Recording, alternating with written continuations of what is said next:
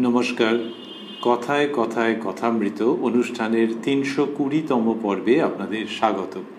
আপনারা এই অনুষ্ঠান দেখছেন প্রাণারাম বাংলা ইউটিউব চ্যানেলে, যেখানে সপ্তাহে ৬ দিন সোম থেকে শনিবার সম্প্রচারিত হয় কথায় কথায় কথামৃত, আর কোষ্ঠীপাথর প্রাণারাম ইউটিউব চ্যানেলে রবিবার থাকে শ্রী শ্রী মায়ের কথা। সবগুলি অনুষ্ঠানই শুরুর সময় রাত্রি ৯টা।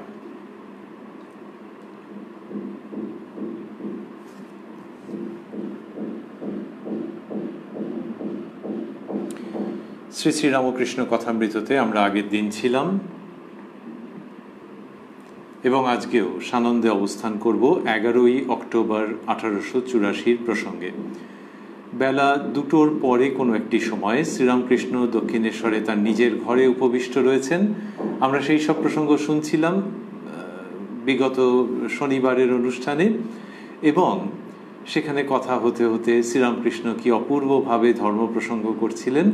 কথা হতে হতে ঠাকুর বাড়ির একজন শিক্ষক, মানে রবীন্দ্রনাথ ঠাকুরদের যে পরিবার, সেইখানকার একজন শিক্ষক মশাই তিনি উপস্থিত হয়েছেন। তার সঙ্গে শ্রীরামকৃষ্ণের কথা হচ্ছিল। এই হতে হতে যেখানটাতে আমরা থেমেছিলাম তার পরের অংশে আজকে প্রবেশ করব শ্রী শ্রী রামকৃষ্ণ কথামৃততে, যার সূচনায় কথামৃতকার শ্রীযুক্ত মহেন্দ্রনাথ গুপ্ত বা শ্রীম বা মাস্টার মহাশয় উদ্ধৃত করেছেন, তব কথামৃতং তপ্ত জীবনং কবিভিরীড়িতং কলমশাপহং শ্রবণমঙ্গলং শ্রীমদাততং ভুবি গৃণন্তি য়ে ভূরিদা জনাঃ। শিক্ষক, ওই ঠাকুরবাড়ির শিক্ষক কথা বলছেন, মাস্টারমশাই লিখছেন, শিক্ষক পতিত পাবন নাম তার আছে তাই ভরসা, তিনি দয়াময়। এই ঈশ্বরীয় প্রসঙ্গ হচ্ছিল এবং শ্রীরামকৃষ্ণ বলছিলেন যে সব সময় ঈশ্বরে মন রাখা, চোখ চেয়েও ধ্যান, এই রকম প্রসঙ্গ বলছিলেন। সেই জায়গাতে যেখানে শ্রীরামকৃষ্ণ বলেছেন কথা, তারপরে শিক্ষক মহাশয় এটি বলছেন যে পতিত পাবন নাম তার আছে তাই ভরসা, তিনি দয়াময়। শ্রীরামকৃষ্ণ, শিখরাও বলেছিল তিনি দয়াময়। আমি বললুম, তিনি কেমন করে দয়াময়? তা তারা বললে, কেন মহারাজ, তিনি আমাদের সৃষ্টি করেছেন, আমাদের জন্য এত জিনিস তৈয়ারি করেছেন, আমাদের মানুষ করেছেন, আমাদের পদে পদে বিপদ থেকে রক্ষা করছেন। তা আমি বললুম, তিনি আমাদের জন্ম দিয়ে দেখছেন, খাওয়াচ্ছেন, তা কি এত বাহাদুরি? তোমার যদি ছেলে হয় তাকে কি আবার বামুন পাড়ার লোক এসে মানুষ করবে? এইটি যে শ্রীরামকৃষ্ণ বলছেন, এটা তার একটা নিজস্ব ভঙ্গি, খুব শক্তিশালী, প্রাসঙ্গিক, যুগোপযোগী। যে ঈশ্বরের কাছে জোর করতে হবে, তার কাছে যেটা চাইবা সেটা জোর করে চেয়ে নিতে হবে। যেমন ছেলে বাপের কাছে চেয়ে নেয়, এইভাবে তিনি বলছেন যে বাপ মায়ের কাছে সে খুব যখন বায়না করে তখন তারা দিয়ে দেয়, যে আচ্ছা ওই তো পাবে, দিয়ে দিই। এইটা শ্রীরামকৃষ্ণ বলছেন যে ঈশ্বরের সঙ্গে এই রকম সম্পর্ক করতে হয়, এবং সেখানেই তিনি ওই ঈশ্বর দয়াময় ওই জায়গাটার থেকে বেরিয়ে আসতে চাইছেন। তাহলে কি তিনি দয়াময় নন? দয়াময়, কিন্তু শ্রীরামকৃষ্ণ বলছেন যে ওগুলো অত বলে কি লাভ আছে? যিনি নিজের মানুষ তাকে ওই দয়াময় দয়াময় বলে ওরকম প্রশস্তি করা, এটা কি করে হয়? তো যিনি নিজের মানুষ তাকে ভালোবাসতে হবে, তার প্রতি শ্রদ্ধা প্রণাম হয়ে তারপর তার প্রতি ভালোবাসা আসবে, তবে না হলো। এবং ভালোবেসে তার কাছ থেকে যা কিছু পাওয়ার, কি পাওয়ার, এই জীবনে যেটি পেলে আর কিছু পাওয়ার থাকে না, সেই তাকে জানা, তার সঙ্গে সাক্ষাৎকার হওয়া, তার সঙ্গে আলাপ করা। শ্রীরামকৃষ্ণ বলেছেন ঈশ্বরের সঙ্গে, ইষ্টের সঙ্গে এই রকমটা হতে হবে। এবং সেই জন্যে তখন তুমি দয়াময়, তুমি দয়াময়, এটা বাবাকে কেউ বলে নাকি, বা মাকে কেউ বলে নাকি? দয়াময় দয়াময়ী এসব বলে বাবা মাকে? সেখানে জোর করতে হয়। তাই এই দয়াময় শব্দটিতে, যেখানে কিনা শিক্ষক মহাশয় বলেছেন পতিত পাবন নাম তার আছে তাই ভরসা, তিনি দয়াময়, শ্রীরামকৃষ্ণ ওইখানটাতে যেন একটু সম্পাদনা করে দিতে চাইছেন। ঠিক সংশোধন নয়, সম্পাদনা, যে ওই কথাটা কি কারণে আর বলছো। আরেকটি ব্যাপার আছে, এই যে দয়াময় বললে নিজেকে যেন খাটো করা হয়, যে নিজে যেন একেবারে সমস্ত দোষের আকর। আরেকটি হচ্ছে দয়াময় বললে সেই গতিটা আসে না যেটির দ্বারা দ্রুত ঈশ্বরের দিকে অগ্রসর হওয়া যায়। দয়াময় বলে প্রশংসা করে বসে থাকলে নিজের ভেতরে যে একটা ছটফটানি থাকবে, একটা ব্যাকুলতা থাকবে, সেইটা কোথায় হারিয়ে যাচ্ছে। সুতরাং তিনি দয়াময়, কবে দয়া করবেন সেই জন্য বসে থাকা, ওটা কারো কারো পথ হতে পারে। শ্রীরামকৃষ্ণ বলেছেন যে বিভিন্ন পথ এবং মত, কিন্তু যদি তাকে আপনার বলে বোধ করো, আর তিনি আপনার কি সত্যি সত্যি, তা তিনিই যেকালে জন্ম দিয়েছেন, জগৎ কারণ যেকালে, সেকালে তিনি আপনার নন, তাহলে তিনি যখন জগতে এনেছেন তখন তার উপরে ওই জোর করতে হবে যে তুমি কে, তুমি কেমন, সেটি জানিয়ে দাও। ভালোবাসার সঙ্গে জোর করা শ্রীরামকৃষ্ণ সেইখানে এনেছেন। তাই বলছেন শিখরাও বলেছিল তিনি দয়াময়। আমি বললুম তিনি কেমন করে দয়াময়, তিনি কেমন করে দয়াময়? তারা বললে কেন মহারাজ, তিনি আমাদের সৃষ্টি করেছেন, আমাদের জন্য এত জিনিস তৈয়ারি করেছেন, আমাদের মানুষ করেছেন, আমাদের এই সাধারণভাবে মানুষ যেটা বলে থাকে, আমাদের পদে পদে বিপদ থেকে রক্ষা করছেন। এইবার শ্রীরামকৃষ্ণের তীক্ষ্ণ উক্তি। তা আমি বললুম তিনি আমাদের জন্ম দিয়ে দেখছেন, খাওয়াচ্ছেন, তা কি এত বাহাদুরি? এইরকম ঈশ্বর সম্পর্কে বলছেন যে এতে তার আর বাহাদুরির কি আছে। বললেন তোমার যদি ছেলে হয় তাকে কি আবার বামুন পাড়ার লোক এসে মানুষ করবে? এটিকে শ্রীরামকৃষ্ণ অনেক সময় বলতেন ভক্তির তমগুণ। ভক্তির তমগুণ তিনি খুব করে এটির প্রসঙ্গ এনেছেন যে মারো কাটো লোটো ডাকাত পড়া ভক্তি, সেইভাবে করে তার দিকে এগোতে হবে, তার কাছ থেকে সেই বস্তু নিয়ে নিতে হবে, ছিনিয়ে নিতে হবে। সেটি হচ্ছে তার স্বরূপ, স্বরূপ সম্পর্কে অবহিত হওয়া, স্বরূপ সম্পর্কে জ্ঞান, তার প্রতি ভালোবাসা, এই সব ছিনিয়ে নিতে হবে। লোকে যেরকম বাচ্চা ছেলে বা মেয়ে বাপ মায়ের কাছ থেকে আবদার করে কেড়ে নেয়, সেই রকমভাবে ঈশ্বরের সঙ্গে করতে হবে। শিক্ষক আজ্ঞা, কারু ফস করে হয়, কারু হয় না, এর মানে কি? শ্রীরামকৃষ্ণ কি জানো, অনেকটা পূর্বজন্মের সংস্কারেতে হয়।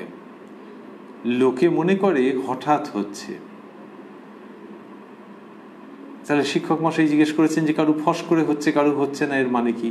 তার মানে বস্তু লাভ হচ্ছে বা হচ্ছে না, হঠাৎ করে হয়ে গেল। ঠাকুর বলছেন অনেকটা পূর্বজন্মের সংস্কারেতে হয়।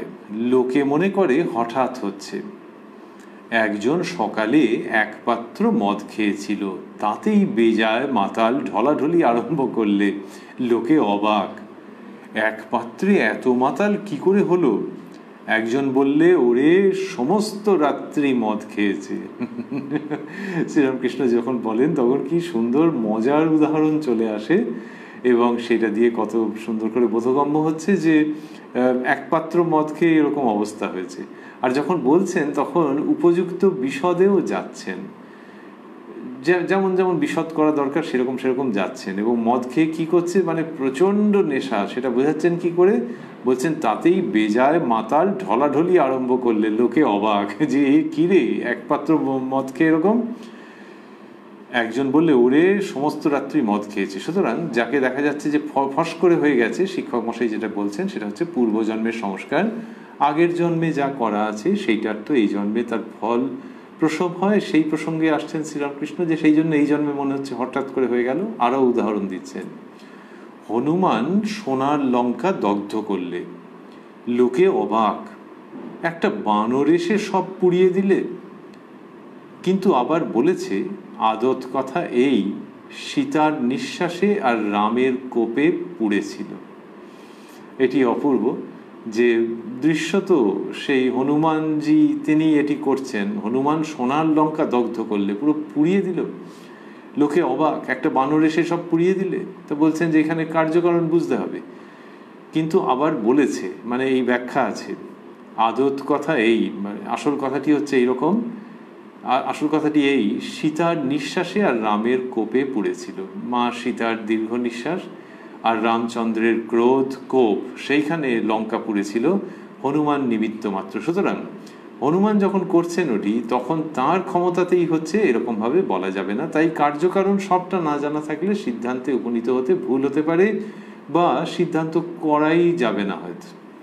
তারপর বলছেন আর দেখো লালাবাবু, লালাবাবু শব্দটি মাস্টারমশাই স্থূলাক্ষরে দিয়েছেন এবং পাদটিকায় কিছু লিখেছেন। শ্রীরামকৃষ্ণ বলছেন, আর দেখো লালাবাবু, অত ঐশ্বর্য পূর্বজন্মের সংস্কার না থাকলে ফস করে কি বৈরাগ্য হয়? মাস্টারমশাই পাদটিকায় লিখেছেন, লালাবাবু বাঙালি জাতির গৌরব, পাইকপাড়ার কৃষ্ণচন্দ্র সিংহ। যৌবনে বৈরাগ্য, 7 লক্ষ বার্ষিক আয়ের সম্পত্তি ত্যাগ, মথুরাবাস 30 বৎসর বয়সে, 40-এ মাধুকরী ভিক্ষাজীবী, 42-এ পরলোক প্রাপ্তি, পত্নী রানী কাত্যায়নী নিঃসন্তান, গুরু কৃষ্ণদাস বাবাজি ভক্তমালের বাংলা পদ্যে অনুবাদক। বাংলা পদ্যে কথাগুলি স্থূলাক্ষরে দিয়েছেন। তা এই যে লালাবাবুর হঠাৎ বৈরাগ্য, এই নিয়ে সব কাহিনী প্রচলিত আছে। যে কেউ বলেছেন ওই কলা গাছের যে বলকল যেটা হয় সেইটাতে আগুন দিতে হবে দিনান্তে। তা বলছেন যে দিন যে যায় বাসনায় আগুন দে, বাসনা মানে ওইটা। তো এরকমভাবে দেশ গায়ে অন্যত্র কত কে না কাকে ওরকমভাবে ডেকে ডেকে বলছে যে ওইটাতে, ওই কলা গাছের ওই অংশটাতে আগুন দিয়ে পোড়াতে হবে, ওটা ব্যবহার আছে তার। তা বেলা যে যায় বাসনায় আগুন দে। লালাবাবু শুনে তার মনে হলো যে জীবন সায়াহ্ন প্রায় উপস্থিত, আয়ু আর বেশি দেরি নেই, এবার বাসনায় আগুন দিতে হবে এবং তার সংসার ত্যাগ অচিরেই। এরকম সব কাহিনী প্রচলিত আছে। বাস্তব হয়তো এই রকমই বা এর খুব কাছাকাছি। তো শ্রীরামকৃষ্ণ বলছেন যে আর দেখো লালাবাবু, অত ঐশ্বর্য পূর্বজন্মের সংস্কার না থাকলে ফস করে কি বৈরাগ্য হয়?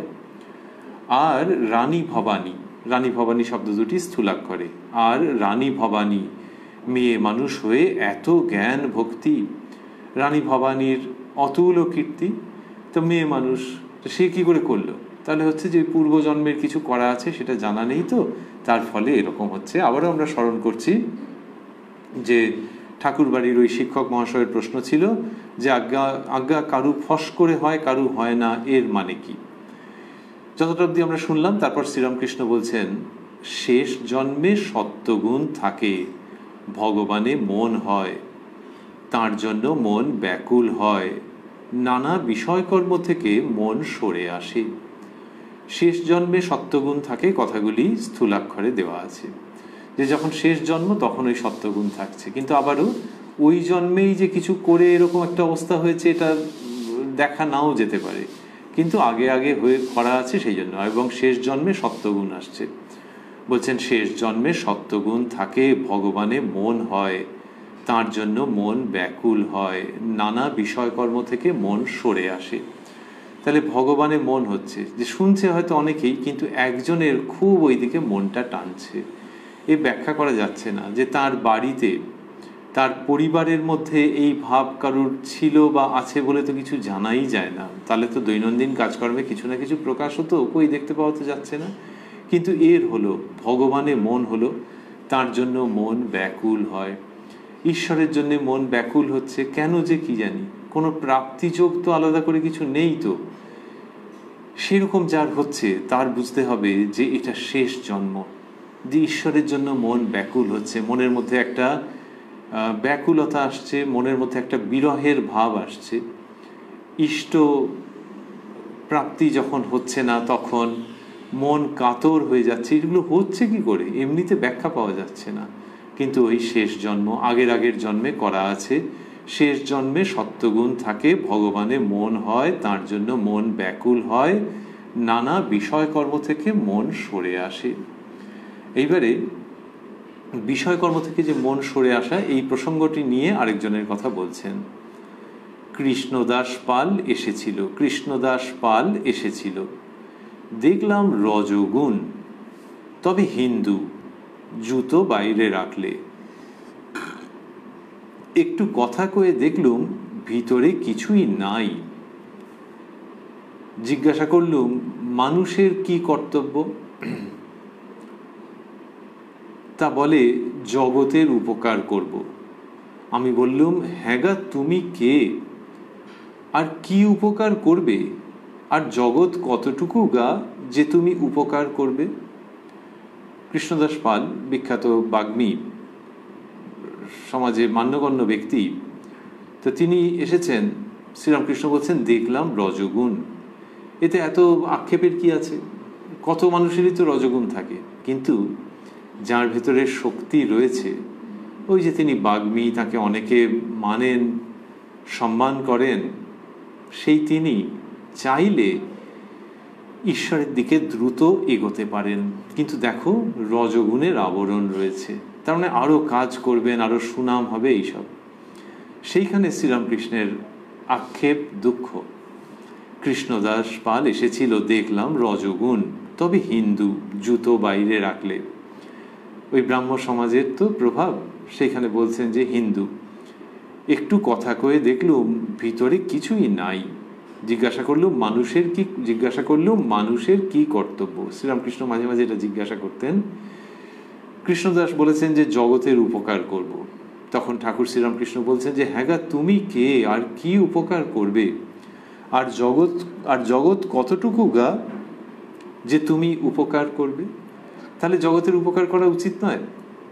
শ্রীরামকৃষ্ণ বলছেন যে কারোর যদি মনে হয় যে জীবনের উদ্দেশ্যই হচ্ছে জগতের উপকার করা, আর সেইখানে সেটা যদি রজগুণ থেকে উৎসারিত হয় যে জগতের উপকার কি জন্য করছেন, নিজের একটু নামটাম হবে, যে এইটা একটা করা যাক, সেইটা হলে এমনিতে ক্ষতি নেই, কিন্তু দুটো আপত্তি। একটা হচ্ছে যে জগতের উপকার যে করলে, ওই যেটুকুনি অংশের উপকার করলে ওইটুকুনি তো হয়ে গেল, আবার দেখো এখানে উপকার করেছো তো অন্য জায়গায় হয়তো সাংঘাতিক রকমের একটা বিপদ উপস্থিত হয়েছে, তো তুমি সামলাবে কতটা? একটা তো রিজনেবল কিছু থাকবে। তো জগতের উপকার তুমি কুলিয়ে উঠতে পারবে দুহাতে করে সারা জীবন, এটা একটা দিক। আর বড় দিক হচ্ছে যে জগতের উপকার যদি ওইভাবে করো যে আমি করলাম, যে ঠিক আছে আমি একটু অল্প অংশের করলাম, ওরাও ওদের নিজেদের অংশে করুক না, আমারই দৃষ্টান্তে অনুপ্রাণিত হয়ে, তাহলেই তো জগতের উপকার হয়।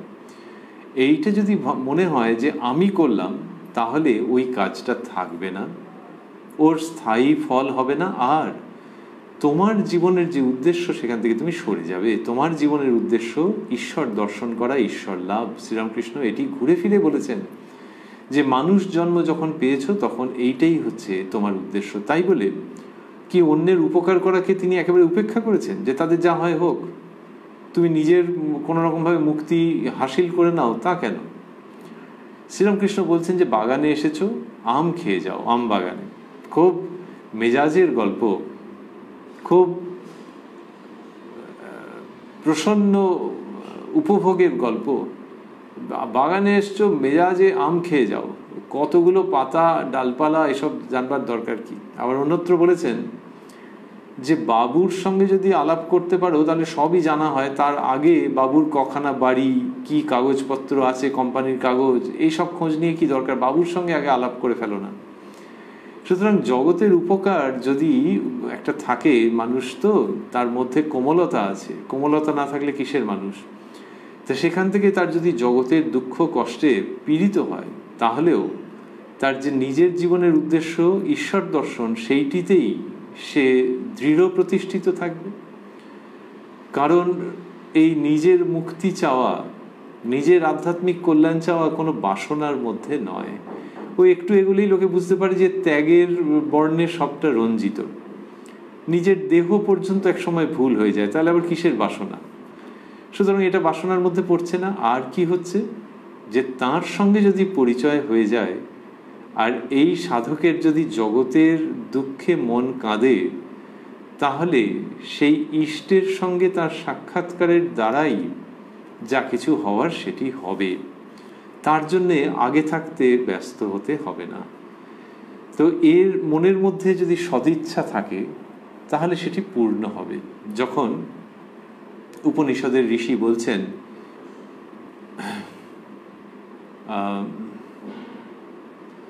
সর্বে ভবন্তু সুখিনঃ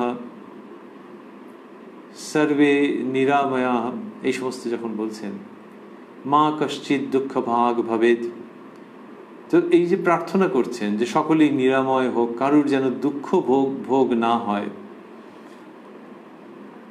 সর্বে সন্তু সুখিনঃ, সকলেই যেন সুখী হন, তাহলে তিনি রাস্তায় নেমে উপকার করছেন না কেন?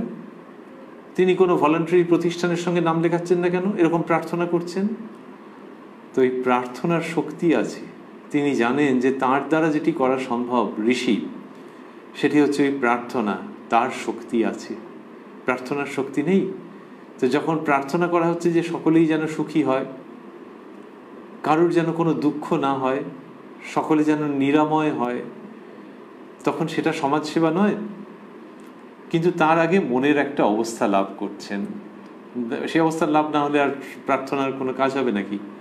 তাহলে মনের অবস্থা লাভ মানে এই জাগতিক বন্ধন থেকে মুক্তি, জাগতিক বন্ধনকে উত্তীর্ণ হয়ে পরমার্থ প্রাপ্তি। সেই রকম অবস্থা যার, তিনি যখন প্রার্থনা করছেন সর্বে ভবন্তু সুখিনঃ সর্বে সন্তু নিরাময়াঃ, তখন সেটির মধ্যে অমিত শক্তি থাকছে। তাই আগে থাকতেই যদি কেউ বলে যে ঝাঁপিয়ে পড়ে জগতের কল্যাণ করব, তখন গণ্ডগোলের আশঙ্কা থাকছে, আদর্শচ্যুতির আশঙ্কা থাকছে। এটা অপরাধ নয়, কিন্তু এই মানুষের জীবনের যে শ্রেষ্ঠ এবং একমাত্র উদ্দেশ্য, সেইখান থেকে এটা দূরে অবস্থিত। তাই আমি উপকার করব, আমি উপকার করব, এই ভাবটাকে শ্রীরামকৃষ্ণ অনুমোদন করছেন না। এটি সম্পর্কে সতর্ক থাকতে বলছেন এবং সেটিকে সম্পাদনা করে দিচ্ছেন। কৃষ্ণদাস পাল এসেছিল, দেখলাম রজগুণ। জিজ্ঞাসা করলুম মানুষের কি কর্তব্য? তা বলে জগতের উপকার করব। এই যে তা বলে জগতের উপকার করব, এখান থেকে শ্রীরামকৃষ্ণ বুঝতে পারছেন যে এটা একটা হালকা জায়গা থেকে, এর মধ্যে রজগুণের চাঞ্চল্য রয়েছে। তখন ওই রকম ভাবে বলেছেন যে হ্যাঁ, তুমি কে, আর কি উপকার করবে, আর জগৎ এতটুকু গা, আর জগৎ কতটুকু গা যে তুমি উপকার করবে? নারায়ণ আসিয়াছেন, ঠাকুরের বালক ভক্ত শ্রীযুক্ত নারায়ণ, একে ঠাকুর খুব ভালোবাসেন। ইনি আবার মাস্টারমশাইয়ের ছাত্র ছিলেন, কথামৃতকার শ্রীযুক্ত মহেন্দ্রনাথ গুপ্ত বা মাস্টার মহাশয়ের ছাত্র ছিলেন। এর কথা আমরা কথামৃততে আগে পেয়েছি। ঠাকুর একে পেয়ে খুব খুশি। ইনি না এলে ঠাকুর তার জন্য ব্যস্ত হতেন। তো লিখছেন মাস্টারমশাই, নারায়ণ আসিয়াছেন। আর আমরা এটি লক্ষ্য করছি, আগেও দেখেছি, আসিয়াছেন, নারায়ণ আসিয়াছে বললে তো না।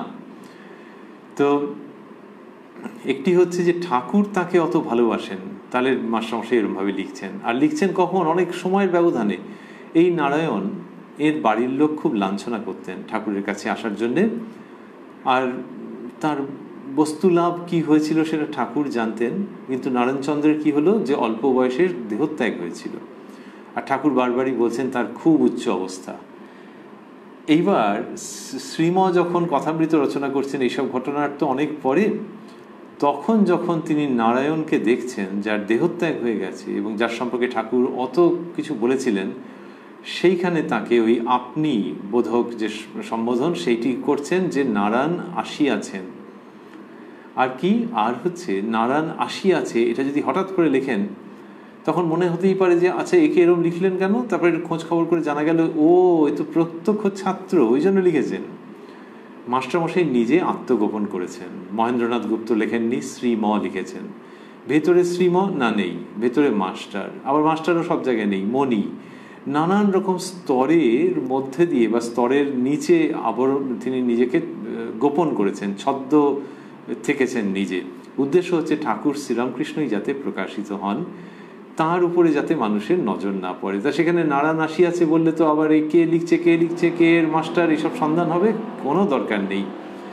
নারায়ণ আসিয়াছেন, ঠাকুরের ভারী আনন্দ। নারায়ণকে ছোট খাটটির উপর পাশে বসাইলেন, গায়ে হাত দিয়া আদর করিতে লাগিলেন, মিষ্টান্ন খাইতে দিলেন, আর সস্নেহে বললেন জল খাবি? নারায়ণ মাস্টারের স্কুলে পড়েন। এখানে মাস্টার কথাটি বলছেন, কিন্তু একটুখানি ওই একটু ঘুরিয়ে এসছে প্রসঙ্গটা। আর এই যে নারায়ণ মাস্টারের স্কুলে পড়েন যে বললেন, এটা বলছেন এর কারণ আছে, এরপরেই আমরা দেখব। ঠাকুরের কাছে আসেন বলিয়া বাড়িতে মার খান, এটার জন্য বলছেন আর কি। ঠাকুরের কাছে আসেন বলিয়া বাড়িতে মার খান, এখানেও দেখছি মার খান। ঠাকুর সস্নেহে একটু হাসিতে হাসিতে নারায়ণকে বলছেন, তুই একটা চামড়ার জামা কর, তাহলে মারলে লাগবে না। এরকম বলছেন। তাই খুব ভালোবাসেন তাকে, আর বাড়িতে মারে এইটাতে কষ্ট আছে, আর এরকম ভাবে বলছেন। চামড়ার জামা নিশ্চয়ই বাঁচাতে পারে, কিন্তু চামড়ার জামার অনেক দাম আছে, আর পরলে গরম হবে, আর চামড়ার জামা কেউ পরতে পারে নাকি? শ্রীরামকৃষ্ণ এরকম ভাবে বলছেন আসলে নারায়ণকে, শ্রীযুক্ত নারায়ণকে চামড়ার জামা বাঁচাচ্ছে না বা বাঁচায়নি, যিনি বাঁচাচ্ছেন তিনি শ্রীরামকৃষ্ণ। বাঁচাচ্ছেন মানে ওই যে আমরা বলছিলাম যে অল্প বয়সে দেহত্যাগ, তো যে সময়ই হয়ে থাকুক না কেন অক্ষয় জীবনের অধিকারী করছেন, বাঁচাচ্ছেন শ্রীরামকৃষ্ণ, এরকম আমরা ভাবতেই পারি। আর তার প্রতি যে স্নেহের প্রকাশ সেটি কি চমৎকার। মাস্টারমশাই লিখছেন, নারায়ণকে ছোট খাটটির উপর পাশে বসাইলেন, গায়ে হাত দিয়া আদর করিতে লাগিলেন, মিষ্টান্ন খাইতে দিলেন, আর সস্নেহে বললেন জল খাবি। এই সমস্ত প্রসঙ্গ রয়েছে। ঠাকুর হরিশকে বললেন তামাক খাবো, ঠাকুর হরিশকে বললেন তামাক খাবো। আবার নারায়ণকে সম্বোধন করে বলছেন, ঠাকুর শ্রীরামকৃষ্ণ বিভিন্নভাবে সতর্ক করে দিচ্ছেন। এইখানে দেখা যাচ্ছে তিনি নারায়ণকে সতর্ক করছেন। মাস্টারমশাই লিখছেন, আবার নারায়ণকে সম্বোধন করে বলছেন, হরিপদর সেই পাতানো মা এসেছিল। ওই ঘোষপাড়ার একজন, তার সম্পর্কে শ্রীরামকৃষ্ণ তার তীব্র অসন্তোষ ব্যক্ত করেছিলেন, অনুমোদন নেই সেটি বলেছিলেন। তা সেই প্রসঙ্গ আসছে এবং নারায়ণকে এটি বলছেন যে হরিপদর সেই পাতানো মা এসেছিল, আমি হরিপদকে খুব সাবধান করে দিয়েছি, ওদের ঘোষপাড়ার মত। আমি তাকে জিজ্ঞাসা করলুম, তোমার কেউ আশ্রয় আছে? তা বলে, হ্যাঁ, অমুক চক্রবর্তী। তো এটি শ্রীরামকৃষ্ণ পছন্দ করছেন না এই ভাবটি, সেটি তিনি বললেন।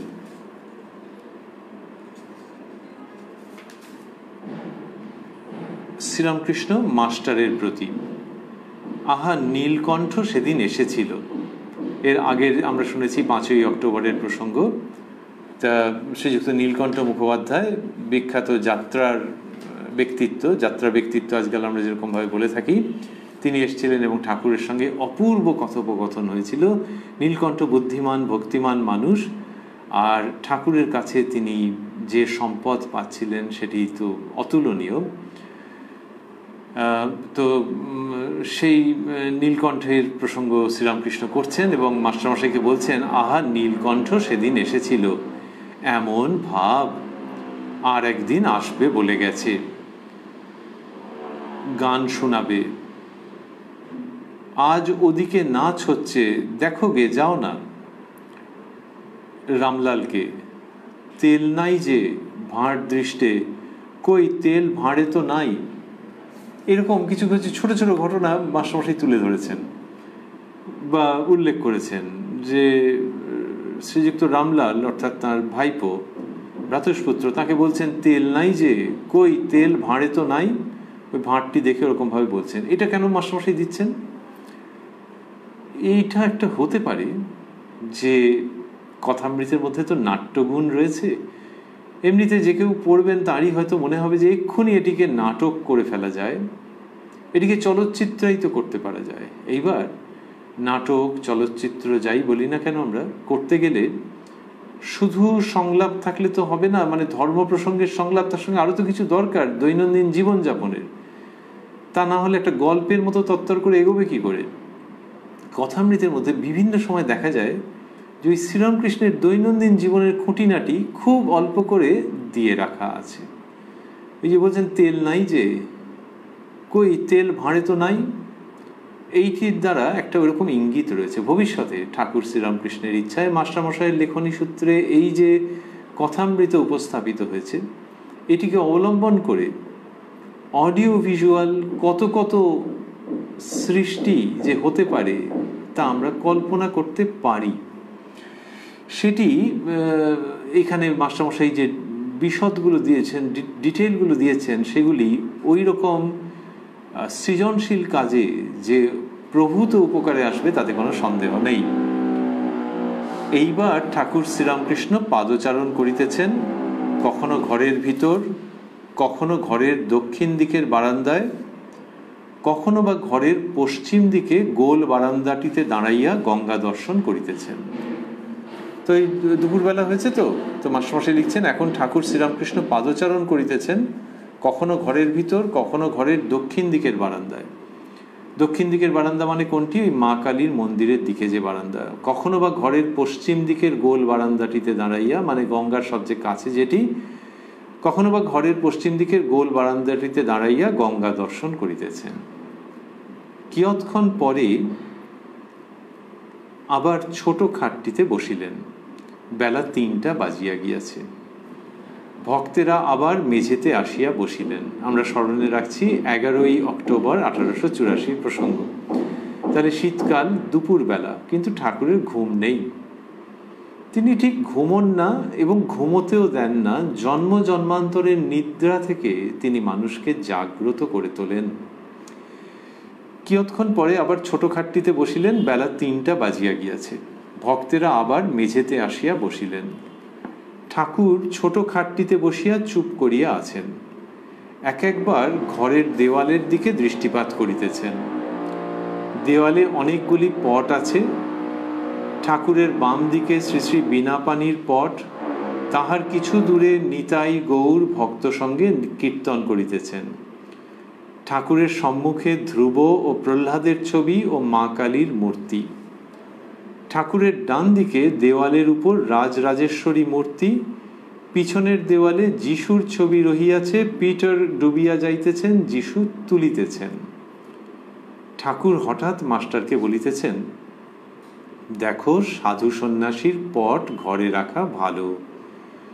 সকালবেলা উঠে অন্য মুখ না দেখে সাধু সন্ন্যাসীদের মুখ দেখে উঠা ভালো। ইংরাজি ছবি দেওয়ালে, ধনী রাজা কুইনের ছবি, কুইনের ছেলের ছবি, সাহেব মেম বেড়াচ্ছে তার ছবি রাখা, এসব রজগুণে হয়। যেরূপ সঙ্গের মধ্যে থাকবে সেরূপ স্বভাব হয়ে যায়। তাই ছবিতেও দোষ। আবার নিজের যেরূপ স্বভাব সেই রূপ সঙ্গ লোকে খোঁজে। তো এই ছবির প্রসঙ্গ যে মাস্টারমশাই দিলেন, এটিতেও ওটি রয়েছে। কোনটি? ওই যে বিশদ, অনেক সময় বলা হয় প্রপস, যে ঘরের মধ্যে আর কি কি থাকবে, আসবাবপত্র ইত্যাদি। তো এখানে এই যে ছবির বিবরণ রয়েছে, এটি ওই সৃজনশীল কাজের জন্য খুব প্রয়োজনীয়। যে আচ্ছা, ঠাকুরের ঘরে কি কি ছবি আছে, মাস্টারমশাই এটা লিখছেন। শুধু যে সৃজনশীল কাজের ভবিষ্যৎ সম্ভাবনার জন্যই এখানে লিখেছেন তা নয়। একটু পরেই ঠাকুরের উক্তি পেলাম আমরা, কি সুন্দর। কিন্তু ওই যে বিবরণগুলি রয়ে গেল, ঠাকুরের বাম দিকে শ্রী শ্রী বীণাপাণির পট, তাহার কিছু দূরে নিতাই গৌর ভক্ত সঙ্গে কীর্তন করিতেছেন। ঠাকুরের সম্মুখে ধ্রুব ও প্রহ্লাদের ছবি ও মা কালীর মূর্তি, এই সবগুলি যে রয়েছে, এর ফলে এটিকে ওই মঞ্চস্থ বা চিত্রায়িত করতে খুব সুবিধে। সেই মতো ঘরের সজ্জা সমস্ত করতে, ব্যবস্থা করতে খুব সুবিধে। আর ঠাকুর বলছেন, যেরূপ সঙ্গের মধ্যে থাকবে, যেরূপ সঙ্গের মধ্যে থাকবে সেরূপ স্বভাব হয়ে যায়। তাই ছবিতেও দোষ। দোষ মানে ওই অন্যরকম ছবি রাখলে সেইটার প্রভাব মনের উপরে পড়বে। আবার নিজের যেরূপ স্বভাব সেই রূপ সঙ্গ লোকে খোঁজে। পরমহংসেরা এবার বললেন যে তাহলে ছবিতে এরকম দোষ। এবার বলে এটি বলছেন যে আবার নিজের যেরূপ স্বভাব সেই রূপ সঙ্গ লোকে খোঁজে। পরমহংসেরা 2-5 জন ছেলে কাছে রেখে দেয়, কাছে আসতে দেয় 5-6 বছরের। ও অবস্থায় ছেলেদের ভিতর থাকতে ভালো লাগে। ছেলেরা সত্য রজ তম কোনো গুণের বশ নয়। গাছ দেখলে তপবন, ঋষি তপস্যা করছে উদ্দীপন হয়। তা বললেন যে সঙ্গের প্রসঙ্গে যে পরমহংস যারা, তার মানে তাদের তো সবই প্রাপ্তি হয়েছে, আর তাদের বাহ্য চিহ্ন কিছু দরকার লাগে না। দণ্ড, কমণ্ডলু, বস্ত্র কোনো নিয়মের মধ্যে থাকতে হয় না, কারণ তার সবই লাভ হয়ে গেছে। কিন্তু সেই তিনিও কিরকম করেন বলছেন শ্রীরামকৃষ্ণ, পরমহংসেরা 2-5 জন ছেলে কাছে রেখে দেয়। বললেন 5-6 বছরের। তখনকার দিনে 5-6 বছরের ছেলে মানে এখনকার হয়তো 2.5-3 বছরের ছেলে। তার মানে এখন হয়েছে কি, জ্ঞান বুদ্ধি লোকে বলে যে তাড়াতাড়ি করে এসে যায়, আরও তাড়াতাড়ি পরিণত হয়ে যায়। তো তখনকার 5-6 বছরের ছেলে বলছেন মানে ওই রকম 2.5-3 বছরের বাচ্চা ছেলে। তা বললেন যে পরমহংসেরা 2-5 জন ছেলে কাছে রেখে দেয়, কাছে আসতে দেয়, ও অবস্থায় ছেলেদের ভিতর থাকতে ভালো লাগে, ছেলেরা সত্য রজতম কোনো গুণের বশ নয়। তাহলে এই সঙ্গগুণের কথা বলছেন যে ওই অবস্থায় এরকম ছেলেদের সঙ্গে থাকতে ভালো লাগে, ওটা ম্যাচ করে যাচ্ছে। সত্য রজতম কোনো গুণের বশ নয়, এটি অন্যত্র তিনি বুঝিয়েছেন যে তুমি ভাবছো সত্যগুণী, আবার দেখলে কাউকে গিয়ে একটা দামাস করে মেরে দিল হয়তো। শ্রীরামকৃষ্ণ এইভাবে করে বোঝাচ্ছেন আর কি, যে তমগুণ। আবার সূচি অসুচির বোধ নেই, লোকে তাকে ধরে শাসন করে, হাত ধো, কিন্তু তার এসব কোনো বোধ নেই। আবার রজগুণ, একেবারে যে ঘুমুচ্ছে, একটু ভুঁড়িও হয়েছে, ঘুমুচ্ছে দুপুরবেলায় বাবু খুব, উমা, তারপর রাত্রিরে সারা রাত জেগে রয়েছে, আসছে একটা খেলা নিয়ে পাগল হয়ে আছে। তো এমনি মনে হয় রজগুণী নাকি, আর দূর, রজগুণীর মতো লক্ষণ, কিন্তু রজগুণী কে বলেছে? তা তমগুণী ওই যে সব করছে, অনেকক্ষণ ঘুমোচ্ছে, আর কি রাগ রে বাবা, সেদিনকে একবারে সব ছুঁড়ে ফেলে দিচ্ছিল, তমগুণী না? না নাই, বাচ্চা ছেলের আবার তমগুণী কি? আচ্ছা, তাহলে তমগুণী নয়, রজগুণী নয়, তার মানে সত্যগুণী। হ্যাঁ, এটা ঠাকুর মন্দিরে গিয়ে তো পুজো টুজো করে বেশ। বলে দেখো এই সত্যগুণ শব্দটা তো এর সঙ্গে লাগিও না, ওই 3 গুণের পার, এর সম্বন্ধে ওইসব প্রশ্নই ওঠে না। এইবার বাচ্চা ছেলের মধ্যে কিন্তু 3 গুণ থাকে, সুপ্ত হয়ে থাকে, পরে সেগুলি প্রকাশিত হয়। কিন্তু তার আগে যখন প্রকাশ হয়নি, তখন হচ্ছে যে 3 গুণ দিয়ে তুমি একে ব্যাখ্যা করতে পারবে না, একে বর্ণনা করতে পারবে না, 3 গুণ ছাড়িয়ে এই অবস্থা। তাহলে সেই 3 গুণ যে পরে প্রকাশিত হবে, আবার কিরম কিরম মন খারাপ করা যেন ব্যাপার, সেটা পরমহংসের ক্ষেত্রে আর হবে না। তাহলে 3 গুণের প্রকাশ নেই বালকের মধ্যে যে অবস্থায়, ওইটি পরমহংসের ক্ষেত্রে ধ্রুব অবস্থা। আর বাচ্চাদের মধ্যে যদি 3টে গুণের বিকাশ হয়, তাহলে মন খারাপ কেন? সত্যগুণ নিয়ে অসুবিধাটা কি? শ্রীরামকৃষ্ণ বলছেন যে তিনি সেই পরম সত্য, তিনি ত্রিগুণাতীত, তাই তমগুণ নয়, রজগুণ তো তমগুণ তো নয়, রজগুণও নয়, সত্যগুণেও মানুষকে বেঁধে রাখে। কেউ যদি সত্যগুণের মধ্যে থাকেন এবং সেইখানেই থেকে যান, তাহলে সেই ত্রিগুণাতীত সত্তাতে তার উপনীত হওয়া এখনো হলোই না। সেই তম, রজ, সত্য 3টিকেই ছাড়িয়ে যেতে হবে। এইসব কথা শ্রীরামকৃষ্ণ কি সুন্দর করে ব্যাখ্যা করেছেন। তো সেখানে বাচ্চা ছেলের মধ্যে ওই 3 গুণের বশ সে নয়, 3 গুণের দ্বারা বদ্ধ সে নয়, এটা যতক্ষণ পর্যন্ত দেখা যাচ্ছে সেইটার সঙ্গে পরমহংসের অবস্থার তুলনা করছেন, যে পরমহংসের ক্ষেত্রে ওইটা পার্মানেন্ট এবং ওইটা চিরস্থায়ী। এবং সেই জন্য কি করেন তিনি, ওই 5-6 বছরের বা এখনকার ধরা যাক 2.5-3 বছরের ছেলে, তাদের কাছে আসতে দেয়, 2-5 জন ছেলে কাছে রেখে দেয়, কাছে আসতে দেয়। তার মানে তাদের অভিভাবকদের সব সম্মতি আছে, এই ছেলেগুলি আসে ওই রকমই টপ টু বটম পিওর, আপাদমস্তক পবিত্র আর ত্রিগুণাতীত অবস্থা ওই বাচ্চাদের সঙ্গে সেটা শেয়ার করে নেওয়া, এই শিশুদের জগতে থেকে উচ্চতম ভাবের অনুষঙ্গ উপভোগ করা, এটি শ্রীরামকৃষ্ণ বলছেন পরমহংসেরা করে থাকে। আর বললেন এই যে উদ্দীপন, তার শিশুদের দেখে সেই ভাবেরও উদ্দীপন রয়েছে, যে তম, রজ, সত্য কোনোটার অধীনে নয়, তার অতীত যিনি তার সঙ্গেই থাকা। আর বলছেন গাছ দেখলে তপবন, ঋষি তপস্যা করছে উদ্দীপন হয়। যে গাছের যদি ছবি থাকে আর কেউ গাছ দেখে, এখানে বললেন গাছ দেখলে তো বিরাট, আর ছবি থাকলেও, একটু আগে ছবির প্রসঙ্গ বলেছেন, যে সেইটিতে হচ্ছে কি, যে ঋষি তপস্যা করছে, ঘন একেবারে বট গাছ, তাহলে সেখান থেকে ঋষি তপস্যা করছে, তপবন, ঋষি তপস্যা করছে, উদ্দীপন হয়, এটি শ্রীরামকৃষ্ণ বলছেন। এবার এরপরে আরেকজন মানুষ প্রবেশ করবেন এবং অন্যভাবে প্রসঙ্গ আবার তার মতো করে এগোবে। আমরা রয়েছি উদ্বোধন কার্যালয়ে প্রকাশিত শ্রী শ্রী রামকৃষ্ণ কথামৃতের 638 পৃষ্ঠায়, রয়েছি 11ই অক্টোবর 1884 প্রসঙ্গে, রয়েছি দক্ষিণেশ্বরে শ্রীরামকৃষ্ণের সান্নিধ্যে। তাঁরই কৃপা সাপেক্ষে আগামীকাল আবার আমরা মিলিত হব এই কথায় কথায় কথামৃত অনুষ্ঠানে প্রাণারাম বাংলা ইউটিউব চ্যানেলে, যেখানে সপ্তাহে 6 দিন সোম থেকে শনিবার সম্প্রচারিত হয় কথায় কথায় কথামৃত। আর কোষ্ঠীপাথর প্রাণারাম ইউটিউব চ্যানেলে রবিবার থাকে শ্রী শ্রী মায়ের কথা। সবগুলি অনুষ্ঠানই শুরুর সময় রাত্রি 9টা। আজকে এটি শেষ করতে করতে আমরা দেখছি যে শ্রীরামকৃষ্ণ যা বলছেন তার মধ্যে সব অদ্ভুত অদ্ভুত সুন্দর সুন্দর প্রসঙ্গ এসেছে। সেখানে পূর্বজন্মের সংস্কার এটি মানার কথা হয়েছে, ঈশ্বরকে কেন দয়াময় বলবো এই প্রসঙ্গ এসেছে, তার বালক ভক্ত নারায়ণের কথা এসেছে, আবার নীলকণ্ঠের যাত্রার প্রসঙ্গ করেছেন।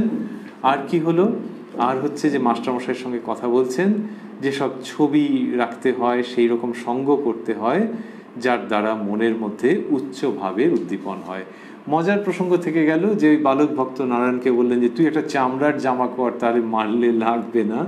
আমাদের সেটা শুনে মজা লাগছিল তা, এবং আমরা ভাবছিলাম যে নারায়ণকে আসলে সমস্ত রকমের প্রহার যত রকমের হতে পারে সেইটার থেকে রক্ষা করেছেন শ্রীরামকৃষ্ণ। আমরাও তেমনি ভাবছি যে ওই চামড়ার জামা কথাটি মজা করে তিনি বলেছেন, কিন্তু এই শ্রী শ্রী রামকৃষ্ণ কথামৃত এমন একটি জামা, এমন একটি পরিচ্ছদ, যেটি পরিচ্ছেদে পরিচ্ছেদে, খণ্ডে খণ্ডে, ভাগে ভাগে, পর্বে পর্বে আমাদের রক্ষা করে। শ্রী শ্রী রামকৃষ্ণ কথামৃত, তার মধ্যেই আমরা এই সমস্ত সংবাদ পাচ্ছি, এবং এটিকে অবলম্বন করে থাকা মানে বাইরের জগতের অনেক আক্রমণ, অনেক প্রহার, অনেক প্রতিকূলতা, অনেক বিরুদ্ধতা, সেটির থেকে নিরাপদে থাকা, সুরক্ষিত থাকা। শ্রীরামকৃষ্ণের কৃপায় আমরা যেন কথামৃত রূপ সেই পরিচ্ছদ, সেই বর্মকে অবলম্বন করে একটি এমন জীবন যাপন করতে পারি যার মধ্যে প্রশান্তি আছে, আবার তাকে লাভের জন্য ব্যাকুলতা আছে। জীবন প্রশান্ত, আর সেই প্রশান্ত জীবনের মধ্যে শ্রীরামকৃষ্ণের জন্য ব্যাকুলতা, এইটির জন্যই ঠাকুরের কাছে আমাদের একান্ত প্রার্থনা। ওং নিরঞ্জনং নিত্যম অনন্ত রূপং ভক্তানুকম্পাধৃত বিগ্রহং বৈ ঈশাবতারং পরমেশবিদ্যং তং রামকৃষ্ণং শিরসা নমামঃ।